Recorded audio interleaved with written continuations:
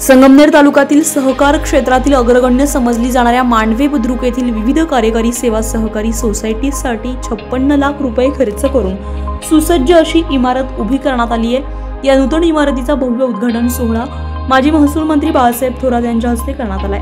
या शुभारंभासाठी मांडवेकरांनी खास तयारी केलेली होती।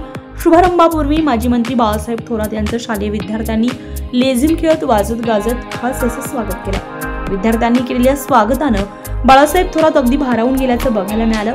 तसेच सोसायटीच्या नूतन इमारतीचे काम बघून बाळासाहेब थोरात यांनी सोसायटीचे चेअरमन, व्हाईस चेअरमन आणि सर्व संचालक मंडळाचे कौतुक केले। दरम्यान या इमारतीमध्ये सोसायटीच्या वतीनं विविध सुविधा देखील उपलब्ध करण्यात येणार आहेत। या शुभप्रसंगी विधान परिषदेचे माजी आमदार डॉक्टर सुधीर तांबे, कृषी उत्पन्न बाजार समितीचे सभापती शंकरराव खेरनर, थोरात कारखान्याचे व्हाईस चेअरमन पांडुरंग घुले, संगमनेर तालुका काँग्रेस कमिटीचे अध्यक्ष अजय फटांगरे, महिला आणि बालकल्याण समितीच्या माजी सभापती मीराताई शेटे, जिल्हा बँकेचे संचालक गणपतराव सांगळे, उपनिबंधक संतोष कोरे, थोरात कारखान्याचे संचालक इंद्रजित पाटील खेमनर, प्राध्यापक रामदास धुळगणसर, नवनाथ अरगडे, विजय रहाणे, मांडवे बुद्रुक सोसायटीचे चेअरमन रुपेश धुळगण, पंचायत समितीचे माजी सदस्य ॲडव्होकेट अशोक हजारे, जयराम ढेरंगे, शांताराम कडणे, मारुती केदार, विठ्ठल भागवत, विठू मेड तसेच सोसायटीचे चेअरमन, व्हाईस चेअरमन, सचिव, सर्व संचालक, ग्रामस्थ मोठ्या संख्येने उपस्थित होते।